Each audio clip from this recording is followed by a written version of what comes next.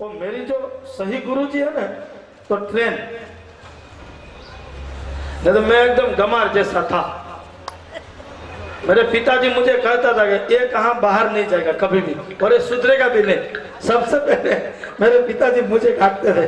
हमारे 6 भाई हैं, उसमें सबसे पहले मैं आया, और जैसे सिंह और हरण मेरे पिताजी। लेकिन वो जब बीमार हो गए तभी 6 में से किसी भी भाई को वो कभी कभी बाथरूम में जाना है तो राह देते कि रसिक को आने दो, वो मुझे जब उठाएगा तभी मैं जाऊंगा। रहते थे सिलो बाग में, और फिर मैं उठा के लेके जाता था। और फिर ऐसे मतलब आज जो बोलने का है आप सभी के सामने जो मैं बोल रहा हूँ, तो पहला गुरु मेरी ट्रेन है वलसाड एक्सप्रेस। मैं पालघर से अप डाउन करता था। तभी जब मैं उसमें बैठता था ना, तो जैसे अंदर जाता था ट्रेन में तो सब मुझे चिढ़ाते थे। धोती आया, सैंडी आया, धोती चोटी बहुत बड़ा रखता था ना, ऐसे बोलते थे धोती आया, चोटी आया। तो मैं एक बार जो रहता है उसमें उधर चुपचाप खड़ा रहता था। बिचारा था इन्हें, जिनको जो कहना भले कह रहे। तो हमारे पालघर में अंबाजी मंदिर है, बहुत बड़ा है, और वहां से मैं हर दिन प्रसाद लेकर जाता था। शक्करिया जो आता है ना, कड़ी शाकर, हो सबको देता था मैं। फिर उसमें अपना जसलोक हॉस्पिटल में एक डॉक्टर साहब, वो भी पालघर से जाते थे, उनके साथ मित्रता हुई, थोड़ी दोस्ती हुई, तो थोड़ी जगह उसने बैठने के लिए दी। 1-2 महीने के बाद आप पंडित जी हर दिन आते हैं तो जगह देवे बैठने के लिए। फिर एक दिन मंजीरा लेके गया मैं, और फिर एक दिन वो खंजरी लेके गया। मंदिर में तो बड़ा था, हमारे महिला मंडल वहां पर भी बहुत बड़ा था, तो लेके फिर जमावट किया। और ऐसे उस कम से कम 7 साल तक पालघर से मीरा रोड, पालघर से भाईंदर में अप डाउन किया।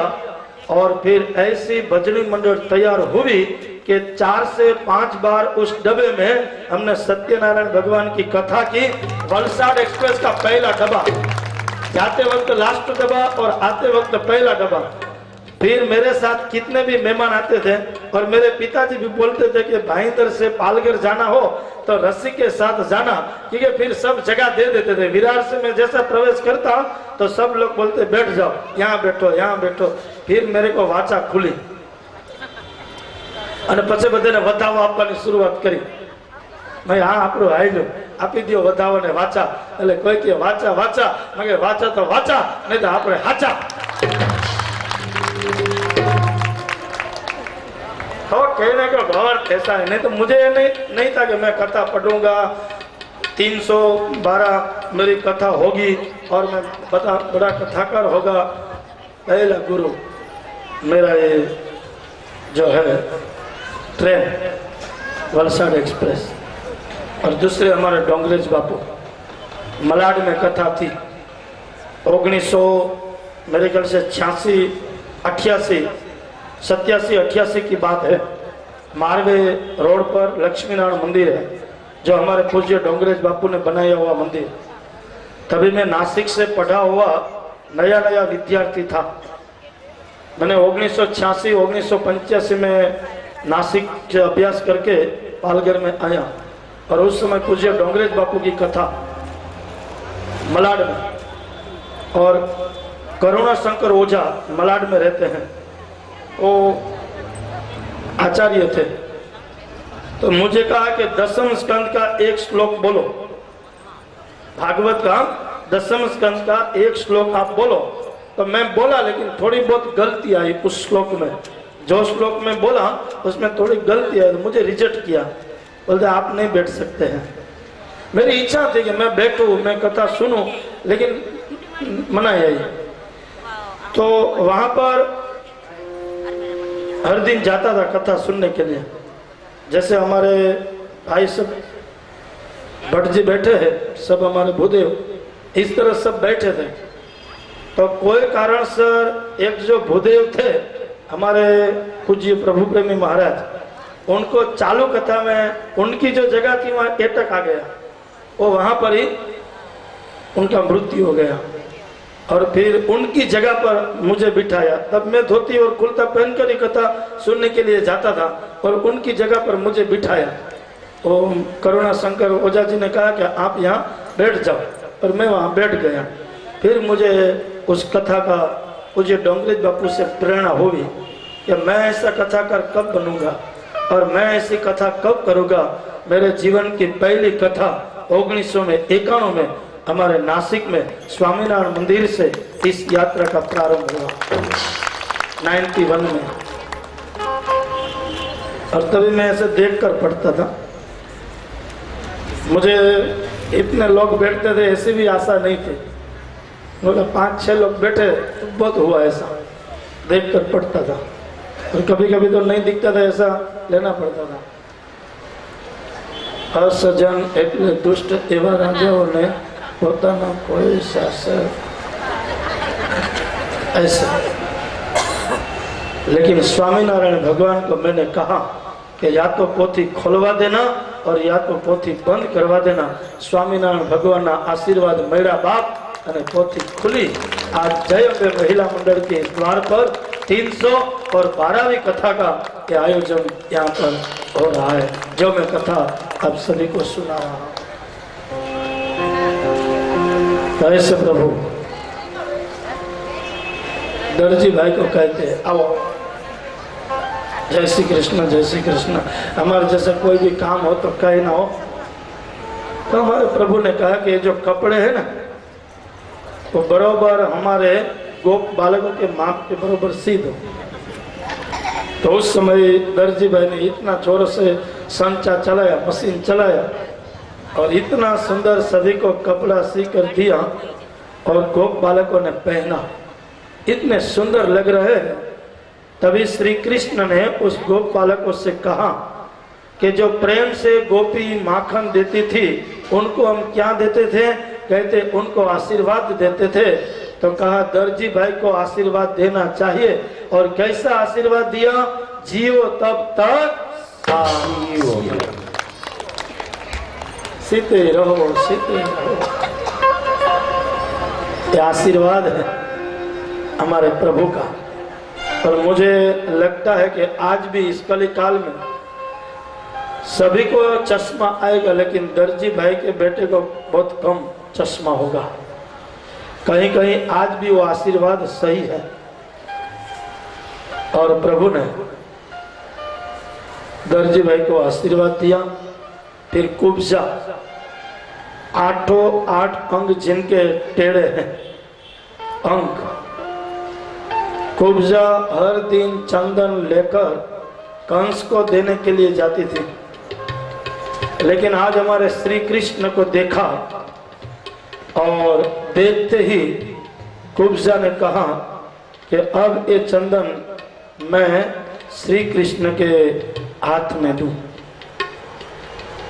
और श्री कृष्ण प्रभु को दिया तो प्रभु ने अपने अंग पर जैसे ही चंदन की अर्चा की, यहाँ पर हमारे ठाकुर चंदन की अर्चा कर रहे हैं और कुब्जा को स्वरूप दे रहे हैं हमारे प्रभु। इनका प्रमाण यहाँ होता है कि हमें स्वरूप चाहिए और शीतलता चाहिए, तो हमारे श्री कृष्ण को हर दिन चंदन का तिलक करना चाहिए। और चंदन है वो सभी प्रभु भगवान को चंदन प्रिय है।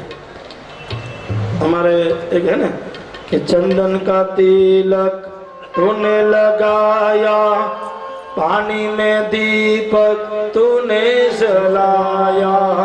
चंदन का तूने तिलक लगाया, पानी से तूने दीपक जलाया।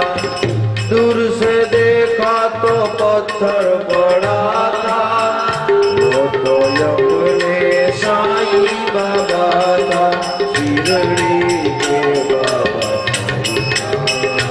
मुझे अपना रस दिया। हमारे सदगुरु को भी पसंद है, हमारे प्रभु को भी पसंद है और हम सबको भी पसंद है। हर दिन हमारे मंदिर में हमारे घर में जो ठाकुर जी की सेवा होती है उसमें आप चंदन घिस कर चंदन का तिलक लगाने से प्रभु हमें दो वस्तु देते हैं, एक शीतलता देते हैं और दूसरे स्वरूप देते हैं। कुब्जा के पास से चंदन लेकर कुब्जा को स्वरूप दिया और शीतलता दी है। तो हमारे घर में बाल कृष्ण की मूर्ति हो या महादेव जी की शिवलिंग हो, इनको चंदन का तिलक करना चाहिए। प्रभु में शीतलता देंगे और स्वरूप देंगे। आज हमारे चंदन घिसने में आलस आता है तो क्या करते हैं, तैयार वो टीका लेकर आते हैं और उसमें मीन लगाते हैं, फिर ऐसे नहीं चिपकते तो आप आम लगावे तो ओलो बसो आपने आम धक्को मारसे।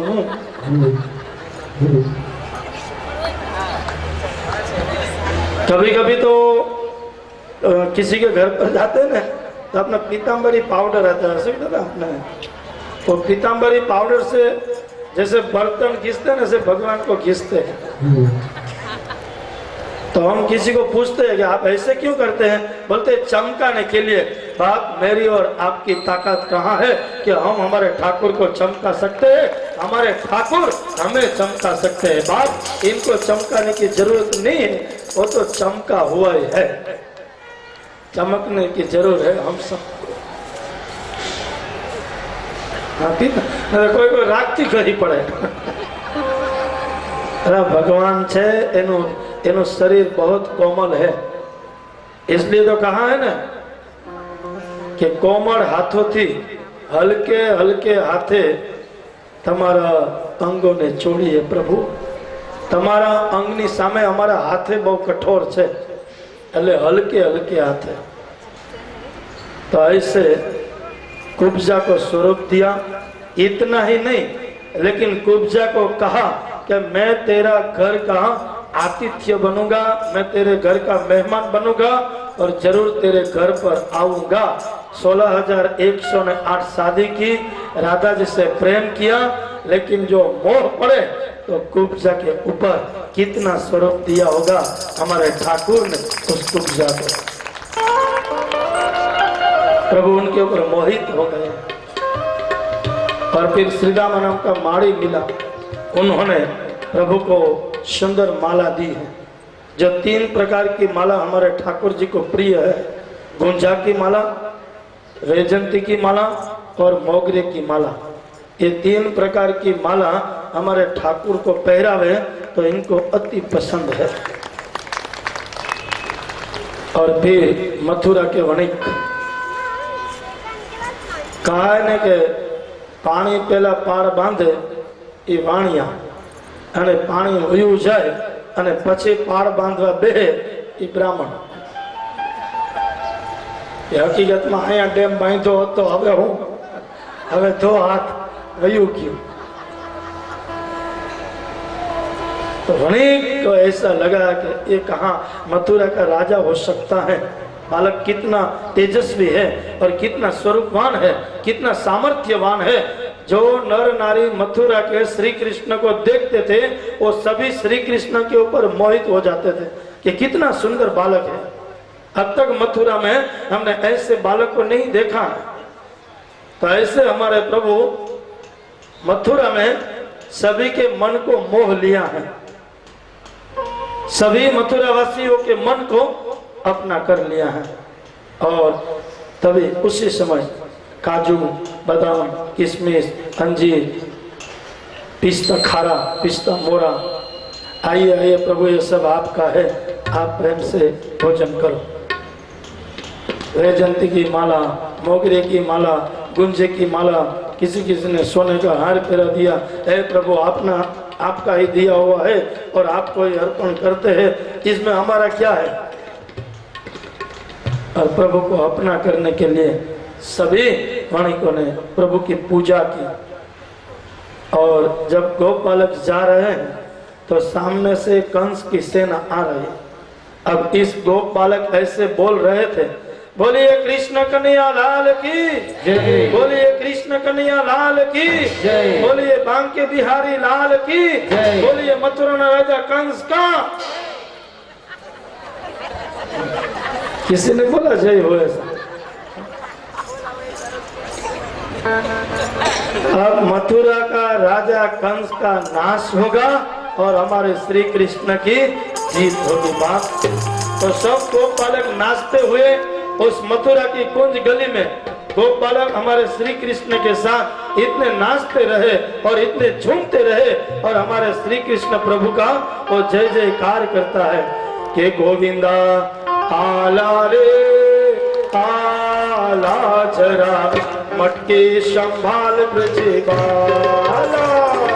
आला रे आला जरा मटके संभाल ब्रज बाला। हे गोविंदा आला रे आला जरा मटके संभाल ब्रज बाला। आला रे आला जरा मटके संभाल ब्रज बाला।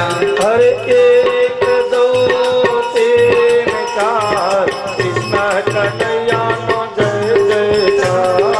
एक दो तीन चार कृष्ण कन्हैया नो जय जयकार। एक दो तीन चार कृष्ण कन्हैया नो जय जयकार। एक दो तीन चार कृष्ण कन्हैया नो जय जयकार। गोविंदा गोविंदा आला रे आला जरा मटके संभाल ब्रज बाला। आला रे आला जरा मटके संभाल ब्रज बाला। कि मच गया शोर सारे नगरी में आया धीरज का बाकार संभाल के गगरी में। मच गया शोर सारी नगरी में, सारी नगरी में आया धीरज का बाका संभाल नगरी रे। अरे मच गया शोर सारे नगरी में आया धीरज का बाकार संभाल फिर गगरी रे। मच गया शोर सारी नगरी में, सारी नगरी में आया धीरज का बाका संभाल तोरी नगरी रे। गोविंदा आला रे आला जरा मटके संभाल सीता आला रे आला जरा मटके संभाल ब्रज बाला। बोलो गोपाल कृष्ण राधे कृष्णा गोपाल कृष्ण राधे कृष्णा राधे कृष्ण गोपाल कृष्णा राधे कृष्ण। गोपाल कृष्णा आजा पीले पतले वाले आजा पीले पटले वाले आजा पीले पतले वाले आजा पीले पटले वाले। गोपाल कृष्ण राधे कृष्णा गोपाल कृष्ण राधे कृष्णा गोपाल कृष्ण।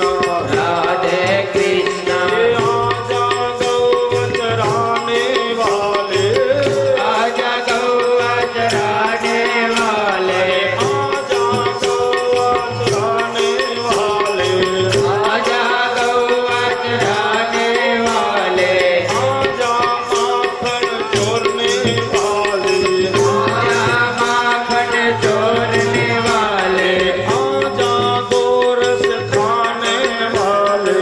आजा गोरस खाने वाले।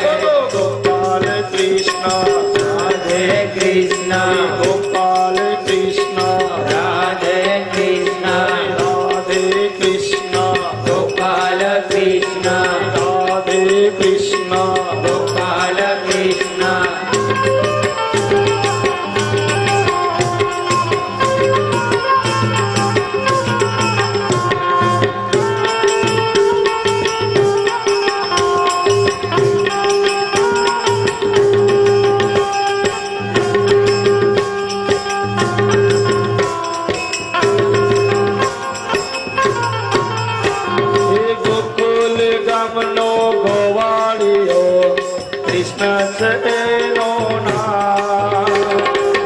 વિદર્ભ દેશની છોરી હારે લગન કરવાને મૂળ ગામનો ગોવાળિયો કૃષ્ણ છે જેનો નામ. વિદર્ભ દેશની ચોરી હારે લગન કરવા જાય. અરે સોનિયાને ઝાકળી પોરી તો નાચી, સોનિયાને સાંકળી તો નાચી, પોરી તો નાચી.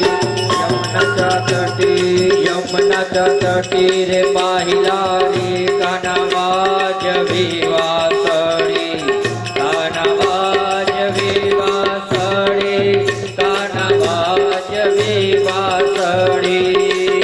યમુના તટી રે પાહિલા રે કાનામાં જ વિવાસળી, કાનામાં જ વિવાસળી, કાનામાં જ વિવાસળી.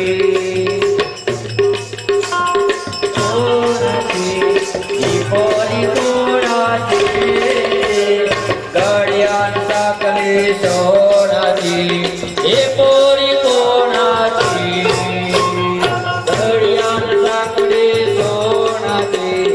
એ રૂકમણી પાટીલ પરિવારથી ઘડિયાળ સાંકળી સોનાથી, એ રૂકમણી માત્ર પરિવારથી ઘડિયાળ સાંકળી સોનાથી.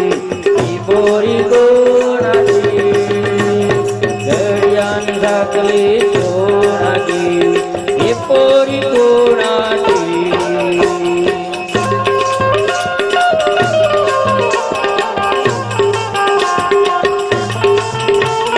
હરિ બોલ.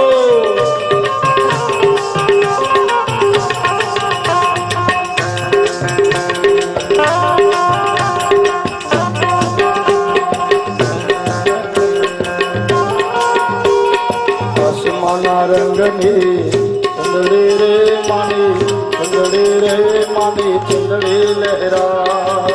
સુમના રંગની ચુંદડી રે માની, ચુંદડી રે માની, ચુંદડી લહેરાય. આસમાના રંગની ચંદડી રે માની, ચંદડી રે માની, ચંદડી લહેરા. સુમના રંગની ચુંદડી રે માની, ચુંદડી રે માની, ચુંદડી લહેરાય.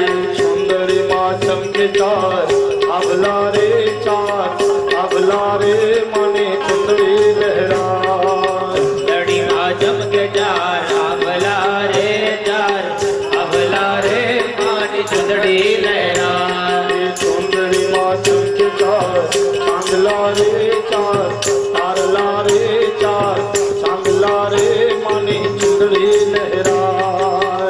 લડીમાં ચમકે ચાર તારલા રે ચાર, તારલા રે માની ચુંદડી લહેરાય. ખેલ ખેલ રે ભવાની માં જય જય અંબે માં, ખેલ રે ભવાની માં જય જય અંબે માં, રમો રમો ને ભવાની માં જય જય અંબે માં. રમો રમો ને ભવાની માં જય જય અંબે માં, ખેલ ખેલ રે ભવાની માં જય જય અંબે માં. ખેલ ખેલ રે ભવાની માં જય જય અંબે માં, અરે જય જય અંબે માં માં જય જય અંબે માં. ખેલ ખેલ રે ભવાની માં જય જય અંબે માં. ખેલ ખેલ રે ભવાની માં જય જય અંબે માં.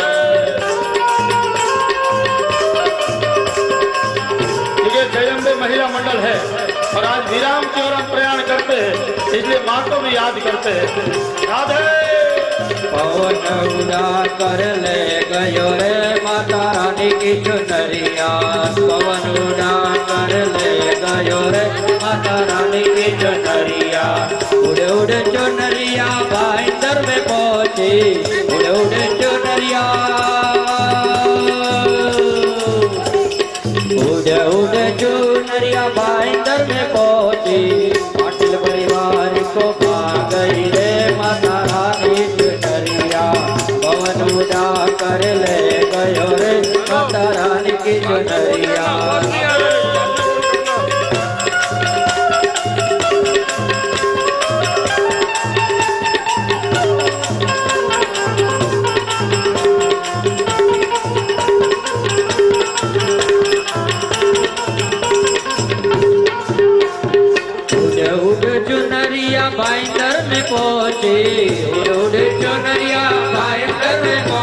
अम्बे मंडल को पा गई रे राधे रानी की चुनरिया मंडल को पा गई रे राधा रानी की चुनरिया पवन उड़ा कर ले गयो रे राधे रानी की चुनरिया पवन उड़ा कर ले गयो रे राधा रानी की चुनरिया रानी की चुनरिया रानी की चुनरिया रानी की चुनरिया राधे की चुनरिया कौन उड़ाय के ले गयो रे राधा रानी की चुनरिया कौन उड़ा कर ले गयो रे राधे रानी की चुनरिया कौन उड़ाय के ले गयो रे राधा रानी की चुनरिया कौन उड़ा कर ले गयो रे राधे रानी और चले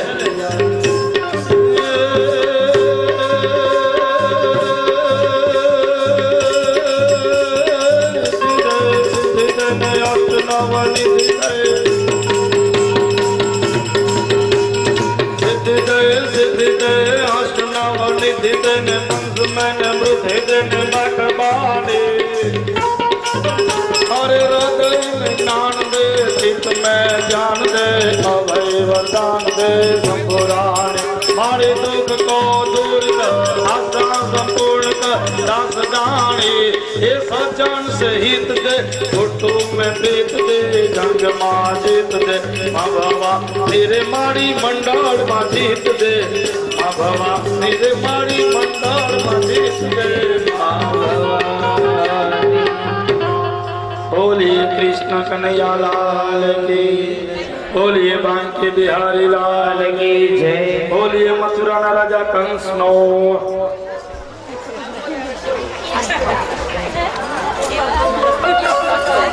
तो गोविंदा आला रे आला जरा मटके संभाल बेजबाना गोविंदा आला रे आला जरा मटकी संभाल बीजवाला एक दो तीन चार कृष्ण कन्हैयानो जय जय एक दो तीन चार कृष्ण कन्हैयानो जय जय। ऐसे प्रभु ने धोबी का वध किया और सभी के घर में गए। फिर मथुरा के राजा कंस के साथ युद्ध हुआ और फिर कंस का वध किया। ये कथा सुखदेव जी महाराज ने राजा परीक्षित को की।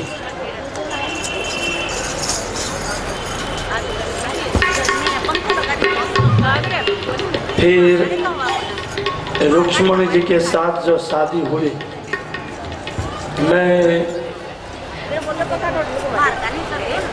नारद जी भीष्मक राजा के महल में गए तो श्री कृष्ण की कथा रुक्ष्मणी जी ने सुनी। उनके सामर्थ्य की कथा, श्री कृष्ण के वीरता की कथा, श्री कृष्ण के समृद्धि की कथा और श्री कृष्ण प्रभु के स्वरूप की कथा रुक्ष्मणी ने सुनी है। देखा नहीं है कृष्ण कैसे है। और हम सब भी रुक्ष्मणी जैसे ही हमारी बात है कि हम कथा सुनते हैं लेकिन इनको देखा नहीं है। अब देखने के लिए हमें क्या करना चाहिए? रुक्ष्मणी जी कहती हैं कि जैसे ही श्री कृष्ण की कथा सुनी तो रुक्ष्मणी जी ने पहला पत्र लिखा हमारे ठाकुर जी को। इनको भागवत में कहा गया है रुक्ष्मणी पत्र।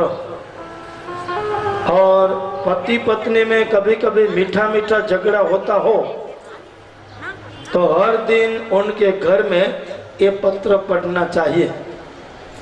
7 श्लोक है। जैसे ही कथा सुनी तो रुक्ष्मणी जी ने मनोमन तय कर लिया कि मैं शादी करूंगी तो श्री कृष्ण के साथ, श्री कृष्ण के सिवा और मैं किसी के साथ शादी नहीं करूंगी। मैं मन से श्री कृष्ण की हो चुकी हूं। और फिर पत्र लिखा तो रुक्ष्मणी जी कहती है कि मैं क्या लिखूं, क्योंकि इनका नाम तो मैं ले नहीं सकती हूँ। हमारे प्रभु की शादी मेरे साथ होगी तो वो मेरे पति होंगे और पति का हम नाम नहीं ले सकते हैं ज्यादातर, क्यों कि नाम इनका नाश है। तो जो नाम का नाश हो वो नाम मेरे मुंह से कभी निकलेगा नहीं। शिष्य से अपने गुरु जी का नाम नहीं लिया जाता है। इसलिए भागवत में सुखदेव जी का सदगुरु है राधिका, लेकिन राधिका ने कहा उल्लेख नहीं किया राधिका का नाम का। खाली 10वें स्कंद में श्री उवाच आया है। कहाँ राधिका बोली है तो वहां श्री राधिका उवाच, ऐसा नहीं। श्री उवाच, श्री यानी हमारी राधिका, श्री यानी लक्ष्मी। तो शिष्य से गुरु जी का नाम नहीं लिया जाता है और पत्नी से अपना पति का नाम नहीं लिया जाता है, और मुझे लगता है कोई लेते भी नहीं।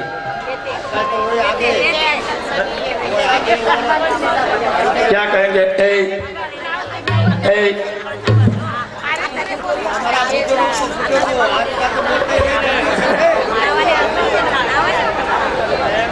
नहीं, अभी कहाँ हम जाते ऐसे बहुत सारे घर है और जो अपने पति का नाम पत्नी नहीं लेती है। आज भी बहुत ऐसे घर हैं। वो सभी के बीच में बैठे होंगे ना तो ऐसे कहेंगे ई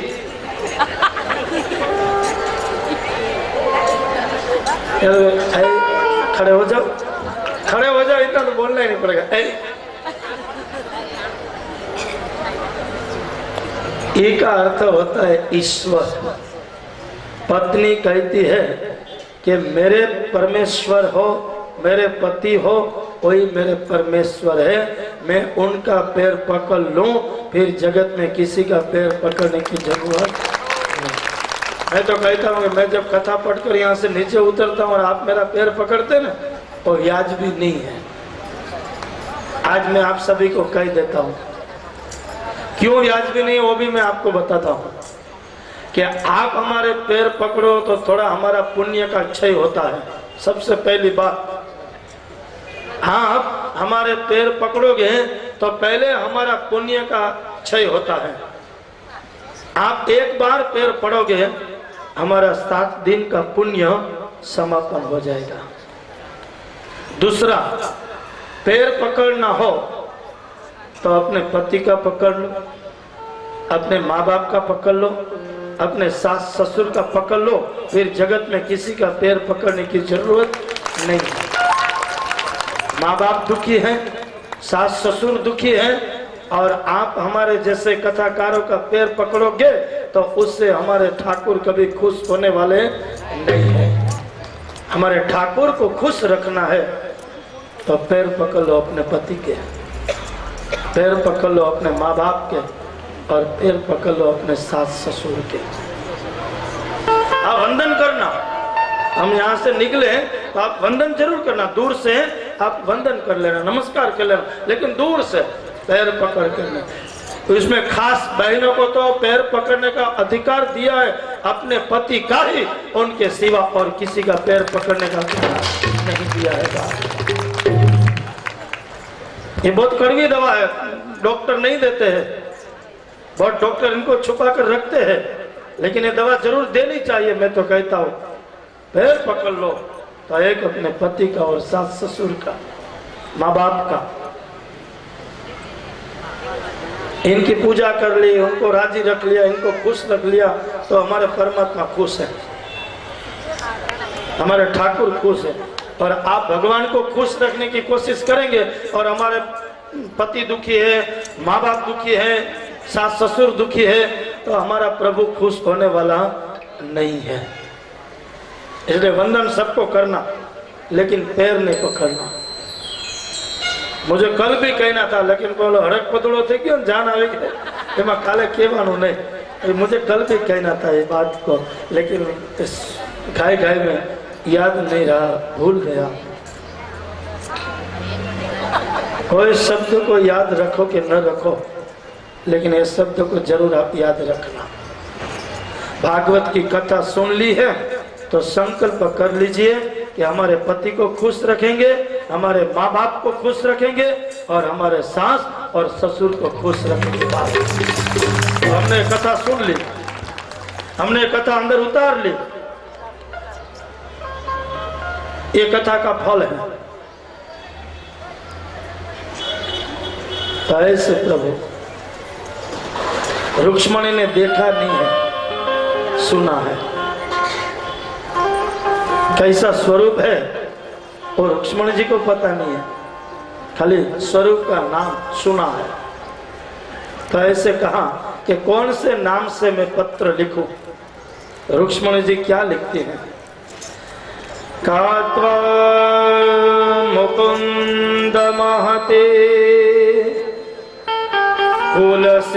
कुलशील रूप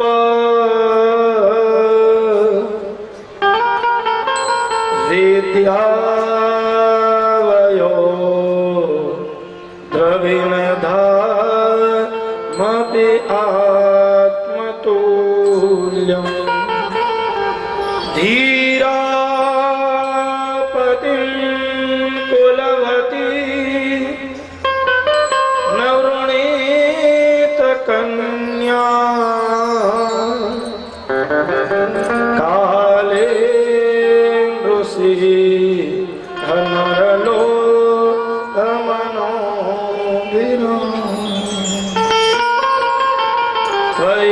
त्वय्युता विशति चित्तमपेत्रपे।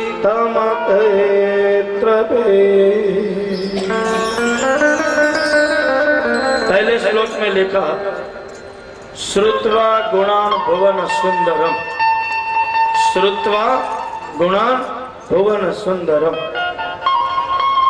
प्रभु आपसे सुंदर इस जगत में और कोई पुरुष नहीं। इस जगत में आप सुंदर हो, इसलिए मैं नाम नहीं ले रही हूं, लेकिन लिख रही हूं भुवन सुंदरम।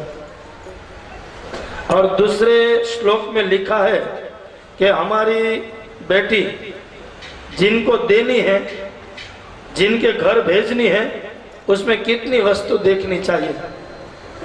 आज अच्छा संस्कार वाला घर होगा, अच्छी संस्कृति वाला घर होगा, लेकिन चाली में रहते होंगे, वहां पर हमारी बेटी को नहीं देंगे। कहेंगे कि चाली में रहते हैं, यहाँ पर नहीं देना है। अच्छा ब्लॉक होना चाहिए, या अच्छा बंगला होना चाहिए, अच्छा मकान होना चाहिए। क्या हमारी बेटी मकान को परनानी है? बंगला के साथ उनकी शादी करनी है? तो जहां देनी है उसमें कितनी वस्तु देखनी चाहिए। हमारे कोई चाली में रहते हैं तो उनको हम बेटी नहीं देते। मैं तो कहता हूं कि चाली में रहते होंगे, इनको पहली बेटी पहली दो। क्यों? अपनी बेटी उनके घर में गई और अपनी बेटी के पैर से उनके वहां अच्छा मकान हो गया और अच्छा बंगला हो गया, तो जस मिलेगी हमारे बेटी को बाद में। हमारी बेटी वहां गई और इनके पैर से इतना इतना हुआ है, तो लिखा है कितनी वस्तु देखनी चाहिए। पहले देखना चाहिए कुल। गुजराती में कहावत है कि कुटुंब में फैबा ने જોઈ લ્યો અને ગામમાં જાપાને જોઈ લ્યો એટલે આખા ગામની સમૃદ્ધિ જોવા જાય। જાપાના બે ટોડા તૂટેલા હોય તો સમજી લેવું કે આ ગામમાં જવા જેવું નથી। ગામ જો પોતાનું ન કરી શકતા હોય સારું, એ બીજાનું ક્યાં સારું કરવાના છે।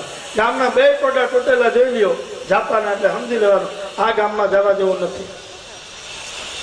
और फैबा को देख लो, फूफा है ना, कोई नहीं हिंदी में हुआ बुआ, बुआ नहीं, बुआ। बुआ को देख लो तो पूरा पता लग जाएगा कि कुटुंब कैसे है। आज हम बायोडेटा मंगाते हैं, बायोडेटा में तो कुछ छुपा भी सकते हैं, लेकिन बुआ जी को देख लो तो पूरा पता लगेगा कि कुटुंब कैसा है, परिवार कैसा है। तो पहले कुल देखना चाहिए। रुक्ष्मणी ने कहा कि जादव कुल जैसा और कोई कुल नहीं है।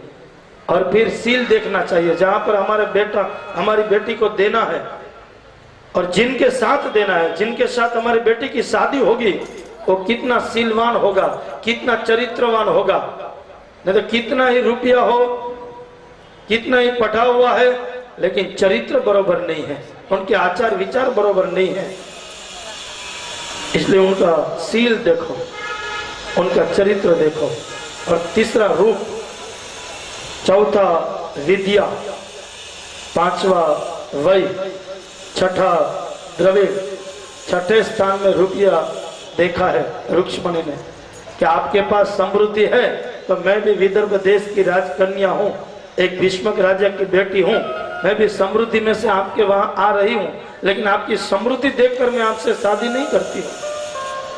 प्रभु ऐसे मत सोचना कि द्वारका की सोना की नगरी देखकर रुक्ष्मणी जी मेरे साथ शादी करती है। तो मैं भी एक विदर्भ देश की राजकन्या हूं। मैंने आपके सील के तारीफ सुनी, मैंने आपके चरित्र की तारीफ सुनी, मैंने आपकी वीर्य की तारीफ सुनी, मैंने आपकी शक्ति की तारीफ सुनी, इसलिए मैं आपकी होना चाहती हूँ। और मैंने पहले दिन कहा कि 6 वस्तु जिनमें हो वो भगवान, और 6 वस्तु हमारे प्रभु में है। फिर कल शादी का यहाँ पर जो बारात लेकर आए थे और बड़ी धामधूम से यहाँ शादी हुई, वहाँ हम उसमें ज़्यादा नहीं जाएंगे। फिर द्वारिका में आए हमारे प्रभु और सोना की नगरी, उसमें प्रवेश किया। उसी द्वारका में एक 17जीत नाम का यादव, और इस यादव के पास ऐसी एक मणि है जो हर दिन हजारों मन सोना उसमें से पैदा करती है। और किसी यादव ने कहा कि 17जीत, ये जो मणि तेरे पास है वो तू कृष्ण को दे दे। तो 17जीत ने कहा कि मेरी है, मेरे पास रहेगी, मैं कृष्ण को नहीं दूंगा। तो कोई कारण से उस मणि की चोरी हो गई, और उस चोरी का आरोप हमारे श्री कृष्ण प्रभु के ऊपर आया है। इस समाज ने हमारे कृष्ण को नहीं छोड़ा, हमारे राम को नहीं छोड़ा, तो मेरे को और आपको कहाँ छोड़ेंगे। हम किसी बहन के साथ बात करेंगे तो कहेंगे देखो, और आधी बात छोड़ देंगे। बोलो, पूरी बात किसी के अभी खड़ा रहना, किसी के साथ खड़ा रहना पाप है। किसी के साथ खड़ा रह के बात करेंगे तो सीधा कहेंगे देखो। अरे पहले तू देख ले, सुन ले पूरी बात को, और फिर जाहिर कर। लेकिन जो सही है वो दुनिया में कितनी भी बात फैलावे बाप, उनको किसी प्रकार का डर नहीं। जिनका चरित्र ऊंचा हो वो कहां पर भी जावे, कितनी भी बात हो। प्रणाम केवा उभा तरत की जो बात करता तो बोला जेव थाय कि तारी पत्नी हो, तारी पत्नी दररोज 4 वागे मगज गयो, मारी पत्नी दररोज 4 वागे। ए लोग आखू बोल ने तो होटल में जमाड़ो तो कहूं, बोलो हाल ने जमाड़ो, साची बात करते बोलो वरी होटल में जमी लीधु, हाथ धोई लीधा, पछी कीधुं तारी पत्नी 4 वागे। એટલે સાચું બોલે શું છે, 1000 રૂપિયાનું બિલ કરીને તને જમાડ્યો તો કે તારી પત્ની દરરોજ 4 વાગે મંદિરમાં ભજન કરવા માટે જાય।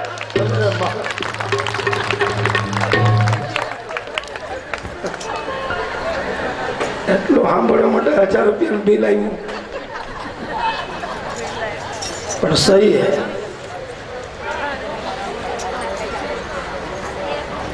तो इस समाज ने हमारे कृष्ण को नहीं छोड़ा, हमारे राम को नहीं छोड़ा, और मुझे और आपको कहां से छोड़ेंगे बात। और जिनकी वृत्ति है बात करनी है, मजबूर से लाचार है, वो कभी नहीं छूट पाएगा उसकी वृत्ति। तो ऐसे उस मणि का चोरी का आरोप हमारे श्री कृष्ण के ऊपर आया है। तो श्री कृष्ण उनको ढूंढने के लिए गए हैं। पोरबंदर के पास राणावाव गांव है और राणावाव के बाजू में जामवान की गुफा है। और जामवान की गुफा में आज भी आप वहां की जो रेती को देखेंगे ना तो सोने जैसी है। और पुरातन तत्व जो खाता है उन्होंने उस रेती बाहर लेकर जाना मना कर दी है। और रेती की कीमत आज जैसे सोने की कीमत है, इसी तरह उस रेती की कीमत है। और ऐसा कहा जाता है कि गर्मी का समय हो, बारिश का समय हो या ठंडी का समय हो, उसमें से एक पानी का बूंद गिरता है और उस बूंद से वहाँ शिवलिंग उत्पन्न होती है। जो गए होंगे उनको पता होगा। पोरबंदर से 10 किलोमीटर दूर राणावाव, और राणावाव में जामवान की गुफा है। और जामवान की गुफा में श्री कृष्ण प्रभु ने प्रवेश किया और जामवान के साथ युद्ध किया। फिर जामवान ने आंख बंद की और ध्यान से देखा तो कृष्ण की मूर्ति में उनको राम जी का दर्शन हुआ। और जामवान ने कहा कि प्रभु मैं आपको पहचान नहीं पाया। और फिर उस मणि श्री कृष्ण के हाथ में दी। लेकिन जैसे श्री कृष्ण प्रभु के हाथ में दी, ऐसे ही हमारे ठाकुर ने आकर जैसे उस गुफा से बाहर निकलते थे तो जामवान ने कहा, ठहरिए मेरे ठाकुर, इस मणि को लेकर आप जा रहे हो, एक मणि और मेरे पास है, इनको भी साथ ले जाओ। मेरी इच्छा है कि आपके साथ उनका पानी ग्रहण हो। तो श्री कृष्ण प्रभु ने कहा कि दूसरी कौन सी मणि? कहते मेरी बेटी जामवती है। तो प्रभु की दूसरी शादी हुई जामवती के साथ। सत्रजीत के हाथ में जब मणि दिया तो सत्रजीत ने कहा कि प्रभु अब आपके पास रखो, इस मणि आपके मंदिर में शोभा देगी। तो प्रभु जब मणि लेकर जा रहे थे तो सत्रजीत ने कहा, ठहरिए मेरे ठाकुर, एक मणि और मैं आपको देता हूँ। तो प्रभु ने कहा कि और कौन सी मणि? तो सत्रजीत ने कहा कि मेरी बेटी सत्यभामा।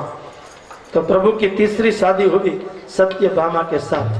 प्रभु की चौथी शादी हुई कालिंदी के साथ। प्रभु की पांचवी शादी हुई मृत्युवृंदा के साथ। प्रभु की छठी शादी हुई लक्ष्मणा के साथ। प्रभु की सातवीं शादी हुई भद्रा के साथ। और प्रभु की आठवीं शादी हुई मित्रवृंदा के साथ। ऐसे प्रभु की 8 शादी हुई, मुख्य 8 पटरानी। अब 8 शादी का अर्थ होता है अष्टधा प्रकृति। और अष्टधा प्रकृति हमारे प्रभु की सेवा में लग गए हैं। ये अष्टधा प्रकृति प्रभु की सेवा करती है।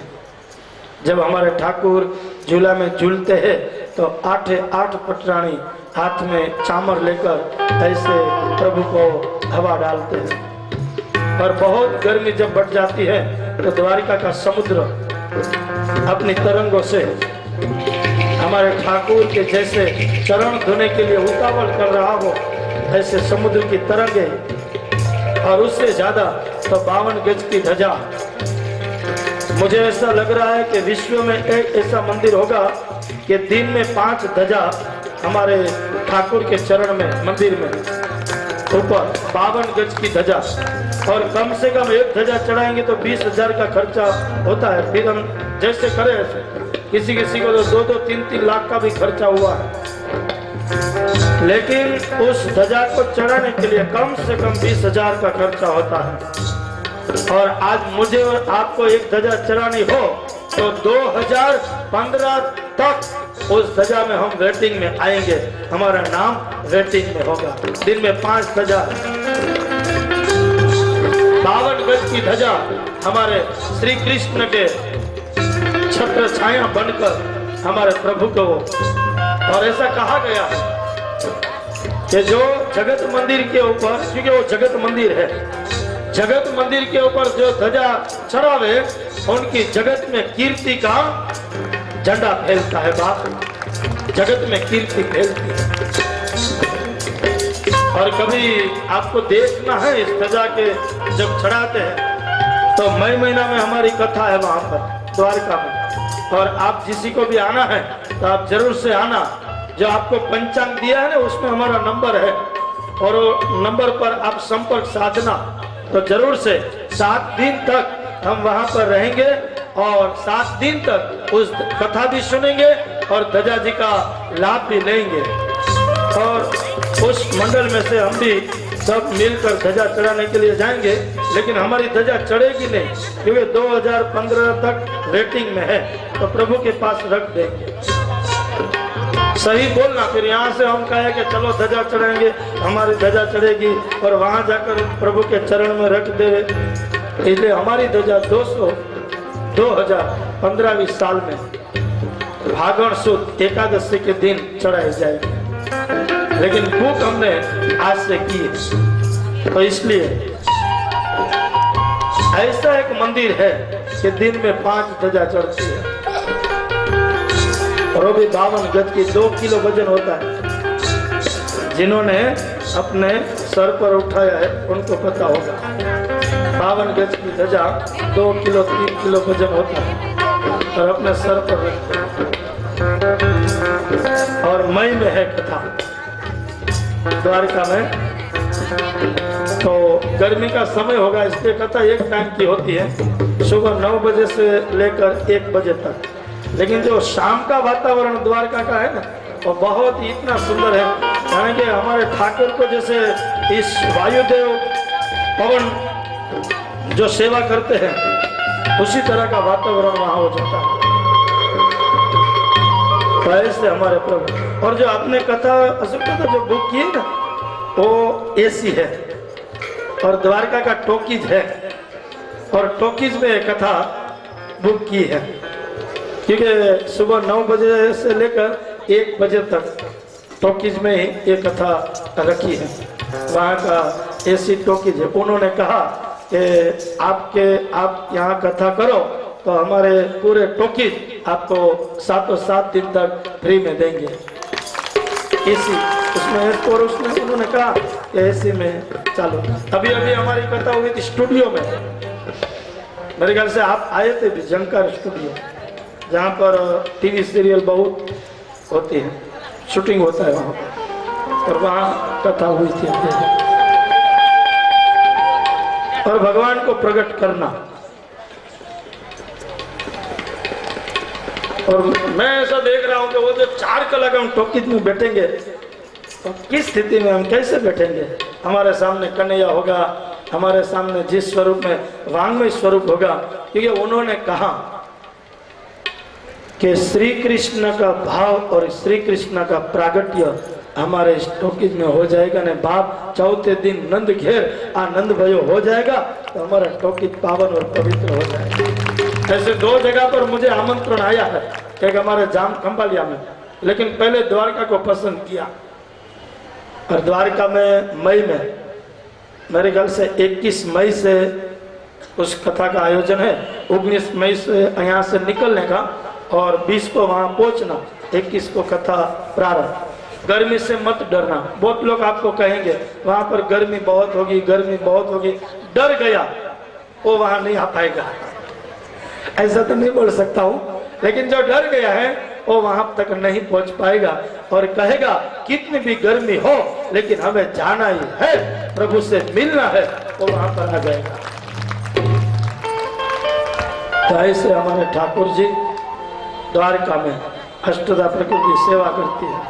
8 शादी हुई और भौमासुर नाम का दैत्य, उन्होंने 16,100 कन्याओं को कैद कर रखी है और 16,100 कन्याओं ने प्रभु से प्रार्थना की, प्रभु ने उनको मुक्त की है। तो 16,100 कन्याओं कहने लगी कि प्रभु आप हमारे साथ पानी ग्रहण करो। भगवान ने उस 16,100 कन्याओं से शादी की है। तो हमारे ठाकुर की टोटल शादी हुई 16,100 और 8 शादी हुई है, लेकिन कोई स्त्रियों के साथ नहीं, अपने इंद्रियों के साथ। हमारे श्री कृष्ण का एक नाम है जितेंद्रिय, इंद्रियों को कहते हैं। उस तरह जो इंद्रियों चलती है वो परमात्मा है और इंद्रियों कहती है उस तरफ हम चलते हैं वो हम सब जीवात्मा है। મને તમને બધાને ખબર છે કે સ્વાદ છે એ ખાલી ટેરવે છે, આ જીભના ટેરવે સ્વાદ છે, પણ છતાંય આપણે બધા શું કહીએ કે ભાઈ સ્વાદિષ્ટ બનાવીએ, થાળીમાં બધું અલગ અલગ મૂકીએ, પેટમાં તો એક જ જગ્યાએ ભેગું થવાનું છે. એવી રીતના જે સ્વાદની પાછળ પડે છે એ જીવાત્મા, इंद्रियों पाछळ पड़े અને इंद्रियों कहे उस तरह चलता है वो जीवात्मा है, और इंद्रियों को कहे और इंद्रियों चलती है वो हमारे परमात्मा है. इसलिए 16,108 प्रभु की शादी हुई. फिर इस हमारे पांडव राष्ट्र यज्ञ कर रहे हैं, तो धर्मराज युधिष्ठिर ने कहा कि आप लेकर आओ श्री कृष्ण को. और श्री कृष्ण को अर्जुन हस्तिनापुर में लेकर आए हैं. फिर यज्ञ का प्रारंभ होने के पूर्व पहले सभी पांडवों ने मिलकर श्री कृष्ण के साथ मीटिंग की है. ऐसा कहा है कि जब ऐसी भागवत की कोई कथा करनी हो या कोई सत्संग करना हो तो पहली मीटिंग हमारे ठाकुर के साथ करना, परिवार को बिठाकर. तो प्रभु ने सभी को काम दिया है. सहदेव और नकुल को कहा कि आप जो भी मेहमान आवे उनका स्वागत करना. वो काम सहदेव और नकुल को दिया है, क्योंकि सहनशीलता की मूर्ति है सहदेव और नम्रता की मूर्ति है नकुल. सहदेव और नकुल इनको कहा कि आप मेहमानों का स्वागत करो. और अर्जुन को कहा कि आप चारों दिशा की और मंडप की रक्षा करना. भीम को कहा आप रसोड़ा में ध्यान रखना, किचन में. गुजराती में कहेवाय छे कि खाई जाने ये बीजाने खवरावी जाने. नकरो उपवास करे न खाए न बीजाने हके खावा दिए. इसलिए कहा भीम को कि आप किचन में ध्यान रखना. 1500-2000 लोगों की रसोई जो बनाते थे, फिर वो रसोई बनाने वाले रसोईया कहते थे भीम भाई को कि आओ जरा चाख लो. सब रसोई तैयार हो गई. अब जो दाल का तपेला है ना वो पूरा अपने मुंह में पी जाते थे. फिर रसोईया को ऐसे कहते थोड़ी दाल नमक कम था. रसोई बनाने वाले कह रहे अब तो दूसरी बनानी होगी, दूसरी बनाएंगे तब आपको चखने के लिए वापस बुलाए. कहने का भावार्थ है 10,000 हाथियों जितना जिनों में बल है. और हमारे ठाकुर ने क्या काम लिया कि सभी भक्तजन भोजन करने के बाद उनकी जो पतलावली है, उनकी जो थाली है वो हम उठाएंगे. सोनानी नगरी का मालिक वसुदेव सुतम देवम कंस चारो नमर्दनम देवकी परमानंदम कृष्णम वंदे जगत गुरुम जगत का नाथ सुवर्ण नगरी का मालिक हमारे प्रभु ठाकुर ने कहा कि सब भोजन करने के बाद जो थाली हम उठाएंगे. और आज हम किसी को कहेंगे तो आप सौराष्ट्र में जाओ ना. असूँ दादा अभी मैंने एक कारण निकाला. मैं हरिद्वार में भी 5 से 6 कथा की और यहाँ पर भी सौराष्ट्र में भी मैंने बहुत कथा की.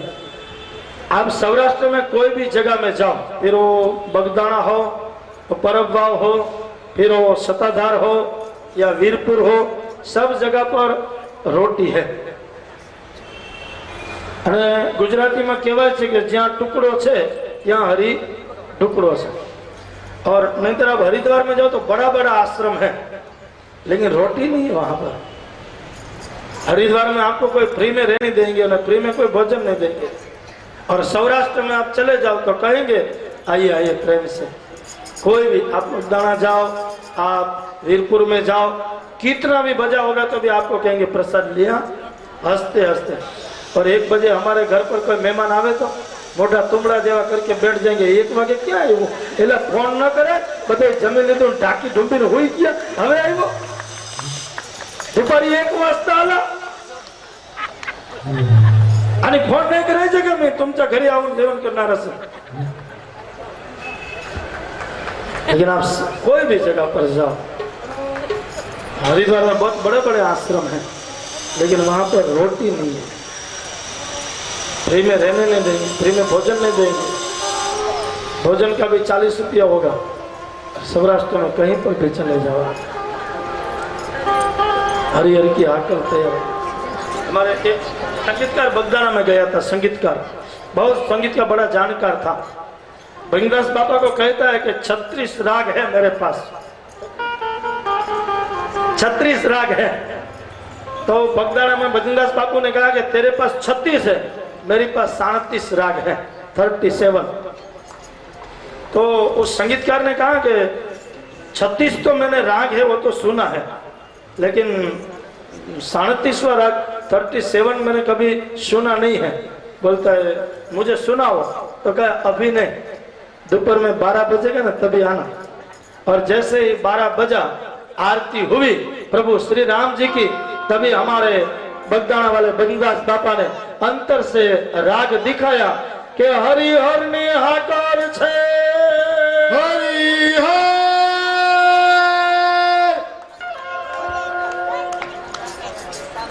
और कहने लगे 36 राग तेरे पास है, ये 37वां राग मेरे पास है। हरिहर यानी कि भोजन की तैयारी हो चुकी है, आ जाइए भोजन करने के लिए। बाप ये संत कर सकते हैं। फिर वो हमारे संत सुधांशु महाराज हो, या हमारे संत बगदाना वाला भृंगदास बापू हो, या हमारे संत सदगुरु साईनाथ हो, ये संत तो कर सकते हैं। 37वां राग हमारे संतों के पास है और कह सकते हैं ऐसे बात। प्रभु ने कहा कि सभी भोजन करने के बाद सबकी थाली मैं उठा लूंगा इतना ही नहीं, लेकिन मैं 2 डालूंगा। अब मैं आपको एक खाली कहता हूँ, हमारे घर में 5 मेंबर हो, पति पत्नी, माँ बाप यानी सास ससुर और एक बेटा हो, 5 लोग हों। वो भोजन करने के बाद उनकी थाली हम धो ले तो हमें पुण्य मिलता है कि नहीं? देखो मैं आपको एक प्रश्न करता हूँ, जो हाँ हो तो जरा जोर से बोलना, और ना हो तो आप नहीं बोलना। हमारे घर में 5 मेंबर रहेंगे और 5 मेंबरों की भोजन करने के बाद थाली धो डालेंगे तो पुण्य मिलता है कि नहीं? तो घर में काम वाली को क्यों बुलाते हो?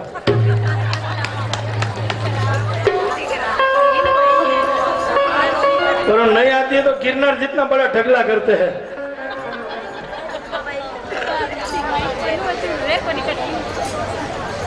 गिरनार जोड़ा, मोटो डूंगर जोड़ा,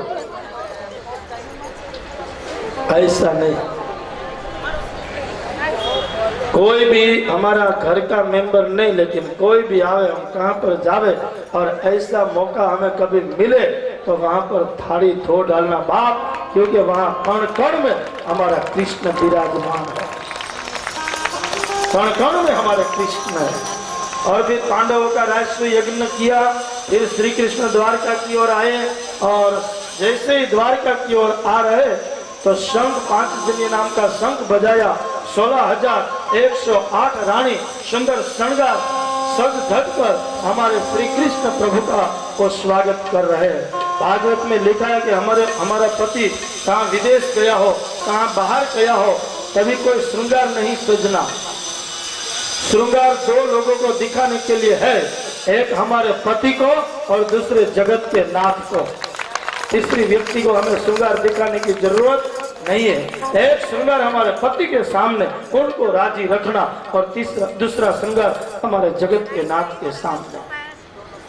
लिखा है कि हमारा पति कहाँ बाहर गया हो उस समय हमारे श्रृंगार नहीं करना चाहिए। वो जब हमें पता लगे कि वो आ रहे हैं तो 16 श्रृंगार सजकर उनका स्वागत की हमें तैयारी करनी चाहिए।